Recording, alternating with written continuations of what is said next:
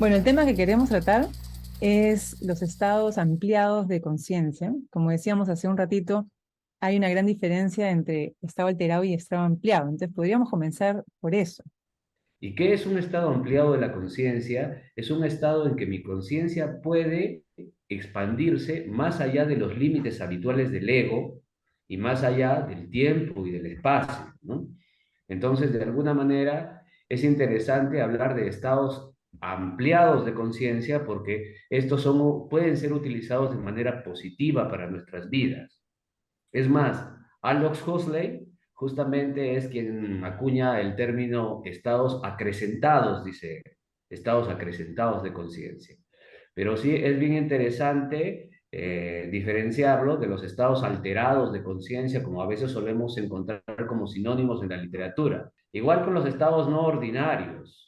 Los estados no ordinarios al inicio se decía, por ejemplo, un estado no ordinario es el sueño, en que cada noche salimos y pasamos a otra onda de vibración, ¿no? Diferente del estado de alerta. Entonces, se han acuñado en la historia varios términos para explicar un poquito lo mismo. Ya más en los 70, Stanislaw Grof nos dice estados holotrópicos de conciencia, Mm. ¿no? Un poco holo hacia el todo. Entonces, finalmente nos podemos quedar con que el término tal vez más adecuado, no el único, pero tal vez el más adecuado para lo que estamos hablando, sería estados ampliados de la conciencia, porque tienen un objetivo, una intención. Claro, pero tú te has formado como médico y después como médico psiquiatra. O sea, es como que cada paso en tu carrera querías ir Sí, a explorar más profundo, ¿no? efectivamente, es el llamado del viaje interior, claro que sí, que uno tiene de manera personal primero y que luego va descubriendo que también, pues de algún modo nace esa vocación humanista, pues, de servicio, de compasión hacia el otro, hacia la otra, en este caso terminan siendo tus compañeros en el viaje. Pero tú tienes un proyecto que es fascinante y es lo que quería que nos cuentes, que estás intentando hacer un centro de sanación con enteógenos, con plantas sagradas, y que sea, no sé si sigue con ese plan, pero me acuerdo que hace tiempo querías que sea formal, o sea, que sea parte, digamos, de salud o de tratar de entrar en el camino formal. Claro que sí, mira, actualmente en Cajamarca tenemos este centro integrativo actualmente y estamos trabajando con estados ampliados de la conciencia. Es importante que ustedes sepan de que cuando nos referimos a los estados ampliados de la conciencia, tenemos que remontarnos a la tecnología de lo sagrado que llamamos, ¿no? ¿Qué son la tecnología de sagrado? Darnos cuenta que diferentes culturas de todo el mundo han utilizado diferentes procedimientos para estar en estados ampliados, ¿no? Y así tenemos distintos, desde el canto, la danza, el uso de tambores, el baile, como es en el caso de los bailes sufis, del baile derviche, etcétera, ¿no? Entonces vemos que cada cultura ha buscado sus tecnologías de lo sagrado. Dentro de ellos también tenemos el uso de plantas con poder psicotrópico, ¿no? En América Latina muchas de ellas, pero son todas las culturas en realidad quienes han buscado finalmente una expansión del conocimiento, ir un poquito más allá. Posteriormente, cuando ya, bueno, en el siglo pasado, a inicios del siglo pasado, se utilizó no solamente las plantas maestras, sino también muchas sustancias psicodélicas para la investigación. Y entiéndase bien el término, ¿no? Como psique, mente, délico, simplemente la expresión o manifestación. Entonces, sustancias manifestadoras de la mente, si quieres llamarlo de alguna manera. Y posteriormente, pues hubo un prohibicionismo que duró 20 años aproximadamente, desde 1970 hasta 1990. Decimos el oscurantismo para el mundo de la psique, que es tiempos en que hubo una guerra durísima contra todas las sustancias, pero que de algún modo también permitió una adaptación, ya que en ese tiempo, por ejemplo, Stan y Christina Groff estaban investigando con LSD, tenían muchos avances en sus terapias con LSD, tuvieron que verse paradas, entonces recurrieron a ver un poquito las culturas de todo el mundo y finalmente diseñaron una técnica maravillosa que también ayuda a los estados ampliados de la conciencia, que es la respiración holotrópica. claro, La respiración holotrópica combina respiración acelerada, música evocativa, un poco de trabajo corporal. Entonces, combinado todo eso, puede hacernos entrar en estos estados ampliados de la conciencia. Entonces, como ven, hay múltiples tecnologías de lo sagrado, desde cosas muy complejas hasta el soplar de un sicuri en Puno. Cuando un sicuri está soplando por muchas horas, está haciendo hiperventilación. Al estar haciendo hiperventilación, puede entrar en un estado ampliado de conciencia. Antes, hasta hace algunos añitos, era imposible tener cursos que vayan más allá de lo cognitivo-conductual en las universidades, pero estamos en una nueva mirada, en un nuevo tiempo, y aquí en Perú, de alguna manera, estamos enseñando un poco de estados ampliados de conciencia y terapia psicodélica en universidades nacionales como la Universidad Nacional de Cajamarca, en Chachapoyas, la Universidad Toribio Rodríguez de Mendoza. Entonces vemos que la mirada está cambiando totalmente y tenemos otras posibilidades. Te decía que a partir del 90 estamos frente a un renacer de la terapia psiquedélica. Y es un momento interesante, muy interesante, pero que hay que verlo también desde la mirada ética, porque han aparecido psicodélicos muy complejos, pero con muy buenos resultados, ¿verdad? Tenemos, por ejemplo, la introducción de ketamina en la depresión, ¿no? Y específicamente de un isómero que se llama esketamina, que ha ingresado al mundo farmacéutico con el nombre de Spravato. Si bien es cierto que ketamina antes era mal vista, inclusive considerada como una droga perniciosa, ahora sabemos que es uno de los antidepresivos más rápidos y sobre todo que es un antisuicida en cuestión de horas. Es decir, te llega una persona con riesgo de pensamientos suicidas, con un inhibidor de la recaptación de serotonina podrías demorarte meses, ¿no? Mientras que con ketamina puedes demorarte horas en revertir su depresión. Entonces nos encontramos frente a posibilidades muy interesantes, riesgo-beneficio, ¿no? Tenemos también de que hay estudios ya bastante avanzados. Por ejemplo, tenemos el estudio del MDMA en estrés postraumático, ¿no? Está siendo probado en sobrevivientes de la guerra de Irak, también en sobrevivientes de estrés postraumático por violación sexual, y bueno, hemos tenido resultados realmente fabulosos. Ahora estamos en la fase 3 de la investigación. Los ensayos clínicos pasan por tres fases. La primera fase es para ver la seguridad, la segunda para ver la eficacia, la tercera es en unas poblaciones mucho más grandes, ya casi para ser aprobado. Sin embargo, pues quienes aprueban nuestros qué va y qué no va sigue siendo la FDA, ¿no? En todo caso, ahí entramos con el dilema ético de que estos tratamientos innovadores en psicología, en psiquiatría, en psicoterapia, todavía no pueden llegar a la mayoría de las personas. Y de cierto modo, pues son elitistas, si quieres llamarlo, porque es ketamina es sumamente cara, ¿no? Las cuatro ampollitas que necesitamos cuestan alrededor de 600, $700, que no es accesible para todos, tomando en cuenta que sí tenemos en Perú la posibilidad de tener ayahuasca, de tener hongos psilocíbicos, de tener huachuma, de tener otras cosas. Entonces ahí entra también un poco el dilema de la apropiación del claro, conocimiento por parte de la industria farmacéutica, ¿no? claro, claro. La regulación de la FDA es bien peligrosa, pues, ¿no? Porque ellos deciden que sí, que no, que conviene, que no conviene, a dónde va la plata, todo. O sea, eso es, Exactamente. sí. Eh, pero sí, por ejemplo, cuando yo hice mi maestría en plantas sagradas, fue en la Universidad de Artes de Londres y me preguntaban, antes de permitirme hacerla, me pidieron que les compruebe que la ayahuasca, número uno, es legal en mi país y número dos, no es dañina para mi cuerpo, ¿no? Entonces yo estuve haciendo varias investigaciones y les mandé papers científicos donde, bueno, es legal, no solamente es legal, sino es patrimonio histórico, Cultural. cultural, perdón.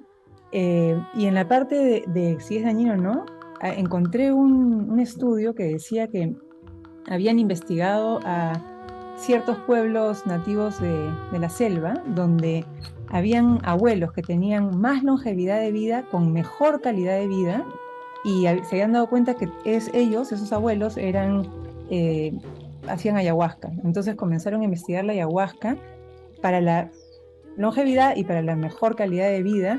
Y ahí lo quiero atar a lo que tú me comentabas la otra vez, que ya hay estudios que ven que incrementan las neuronas y la sinapsis. Y cuéntame un poco de eso, por favor. Claro que sí, y ahora te la tengo más fresquita. Justamente ahora tenemos un estudio que acaba de salir calientito nomás sobre la neuroplasticidad neuronal con psilocibe, con DMT, que es la ayahuasca, y con ibogaína, ¿no? Entonces ahora tenemos evidencia, así dura, evidencia completamente disponible de que hacen neuritogénesis, es decir, crecen nuevas neuronas en la corteza cerebral y esto se demuestra a través de una tomografía de emisión de positrones, donde pues toda la cabeza se ilumina por todos los receptores serotoninérgicos, y no solo neuritogénesis, sino también espinogénesis, es decir, también que en la espina, en la columna vertebral, también se forman nuevas dendritas, formándose por ende nuevas conexiones neurales. Al haber nuevas conexiones neurales, hay nuevas posibilidades de aprendizaje, de aumento de la memoria, de lo que actualmente le llamamos flujo de ser, de estar más presentes inclusive. Entonces, cuando nos preguntamos, ¿para qué ampliar la conciencia? Vamos a encontrar muchos motivos, pero con evidencia bastante seria y dura. Ahora los artículos están a disposición para que podamos ver cómo efectivamente sí hay una neuroplasticidad con un cambio de estructura y un cambio funcional. ¿Qué características específicas tienen estas sustancias que justo favorecen el trabajo psicoterapéutico? De alguna manera, cada psicodélico, cada planta o cada método tiene sus propias particularidades, pero una que comparten en común es que actúan en los receptores serotoninérgicos 5HT2A. ¿Qué significa eso? De alguna manera, en buen cristiano, para decirlo, anulan el miedo, ¿no? Anulan la respuesta de la amígdala. Entonces, por ejemplo, en el caso de MDMA, después de un intenso miedo frente a un trauma, yo puedo conversar contigo sin respuesta amigdaliana, sin miedo. Y tú siendo adulta vas a reinterpretar de otra manera lo que te ha sucedido, con todas las herramientas que tenemos ahora como adultos. Podemos conversar sin ansiedad, entonces se puede reinterpretar el trauma y traerlo de otro modo después que ha terminado la sesión. Claro, y ahora se está ofreciendo de todo, pues, ¿no? Vemos en las redes sociales que se ofrece muchísimo y hay que tener bastante cuidado para qué, a dónde voy. Lo que falta es investigación. Y para algunos hay investigación y para otros no hay investigación porque tú sabes que todo está en función de qué sustancias sí le interesa a la industria farmacéutica. Porque para elevar una sustancia a la categoría de legal se necesita alrededor de 100 millones de dólares, ¿verdad?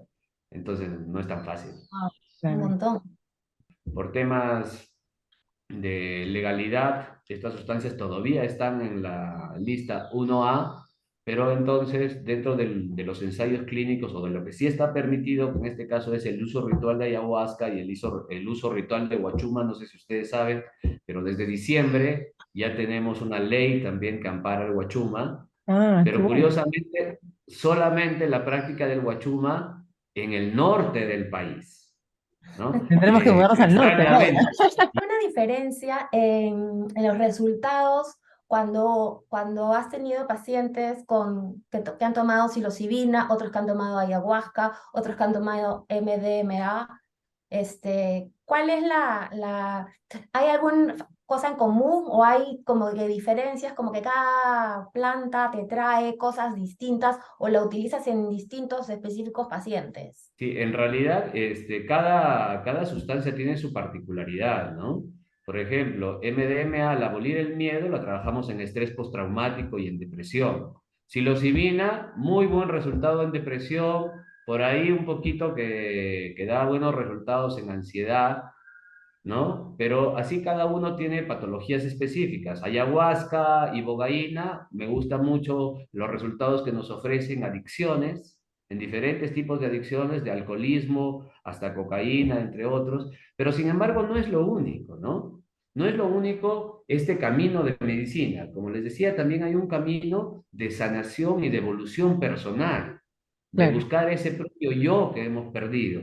Entonces muchas veces estas plantas también nos sirven como catalizadores espirituales, Ujú. ¿no? Nos permiten ampliar una visión que va más allá, una conexión que hemos perdido probablemente con el nosotros. Y cuando digo el nosotros no me estoy refiriendo a ustedes y a mí, sino también a las plantas, a los animales, a todo lo que nos rodea, como es la visión andina. También nos reconecta con la sabiduría existencial, muchas veces nos da el sentido que estamos buscando a la vida, la autorrealización, el encuentro del self, como quieras llamarle. En la medicina occidental, ¿no? Que están usando con tanta ligereza, yo entiendo que en algunos casos hay que agradecer que existe toda la medicina occidental, pero solamente nos vamos hacia eso, por ejemplo, para tratar depresiones o esta doble personalidad o bipolaridad. Hay un montón de cosas que te dicen de frente, no, tienes que medicarte, no hay manera, tienes que medicarte. Entonces, esa medicación, ¿qué aporta y qué no es productivo para ti a comparación de las plantas? Ya, es que es el mundo de lo fácil, de que no queremos tener dolor, ¿no? Que no queremos ni por un ratito sentir dolor. Entonces, obviamente la industria farmacéutica pues te da eso, ¿no? Una solución para tu dolor en forma inmediata, pero que no es otra cosa que cubrir el síntoma que no termina de manifestarse.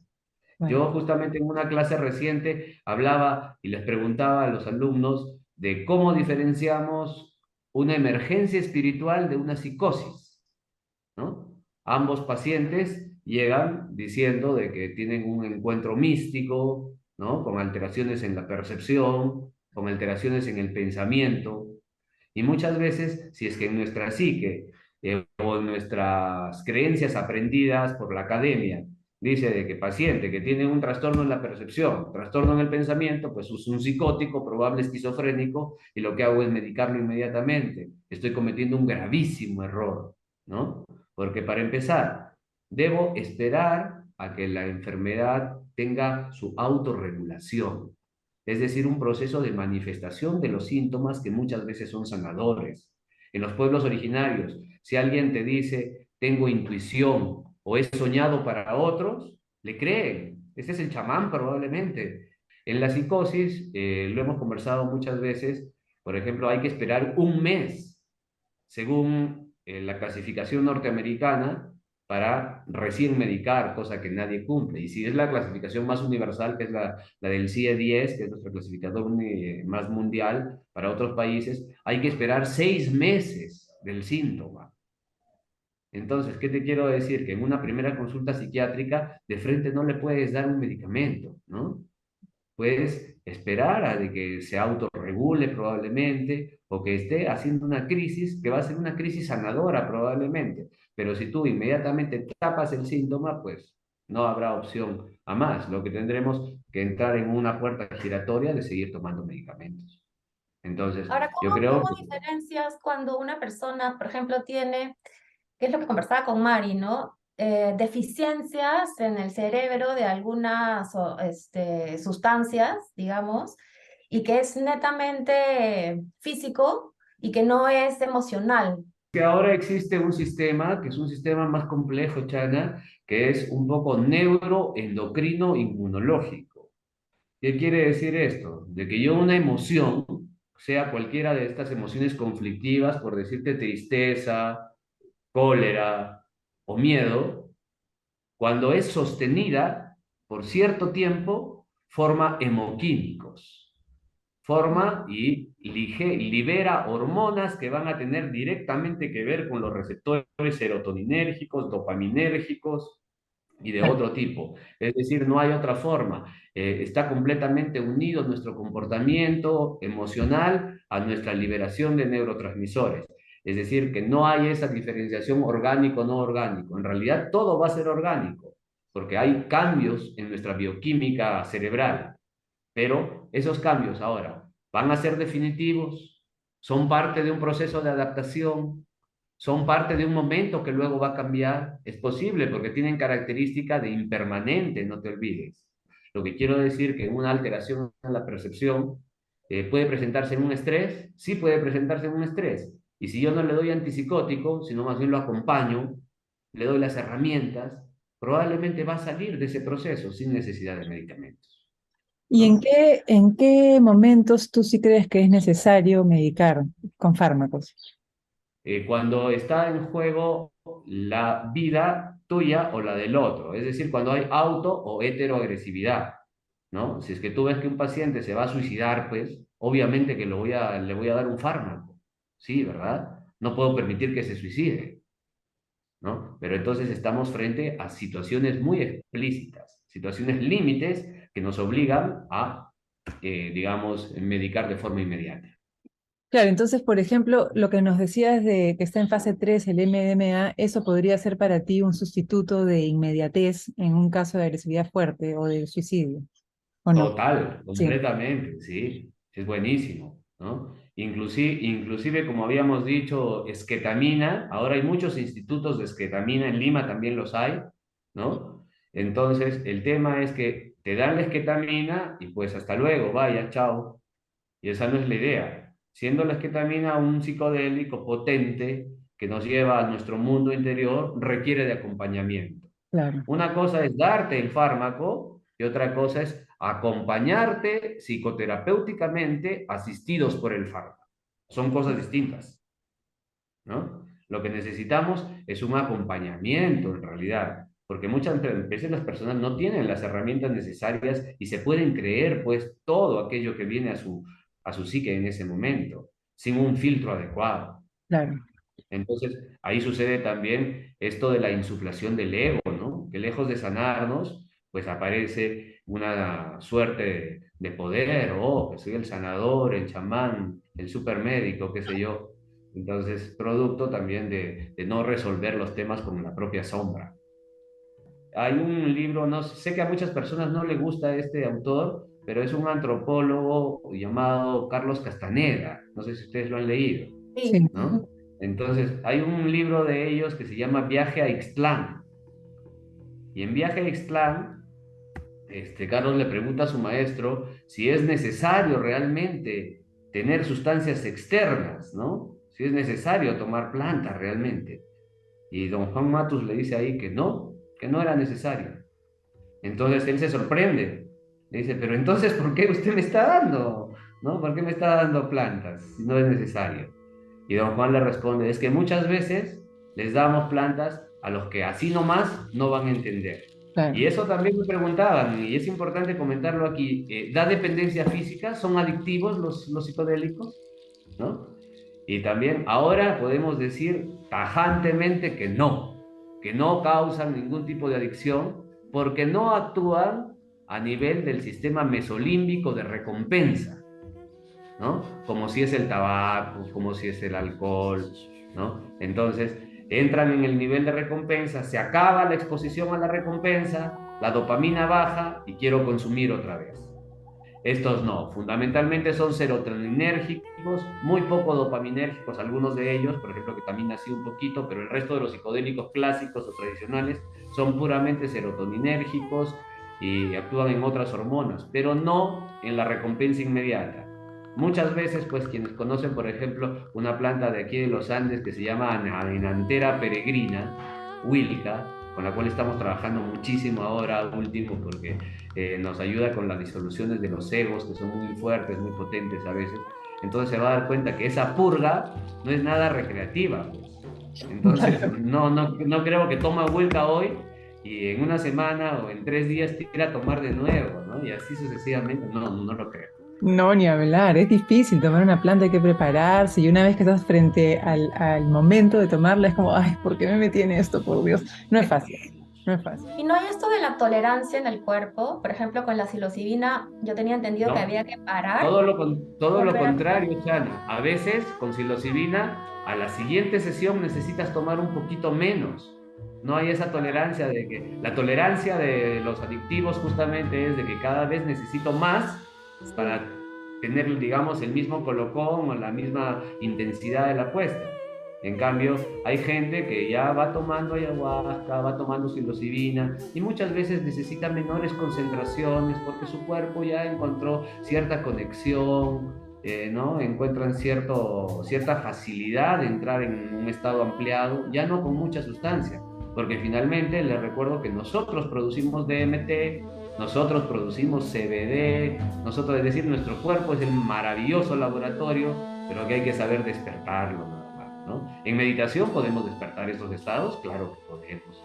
Y yo creo que este es el futuro de la psicoterapia, realmente mirar la sabiduría ancestral, pero no ser ortodoxos ni mucho menos chauvinistas, ¿no? Sino entender de que hay una cosa para cada cosa, que no es la panacea y tampoco es para todos, ¿no? Que para eso se requiere una evaluación y todo un proceso terapéutico.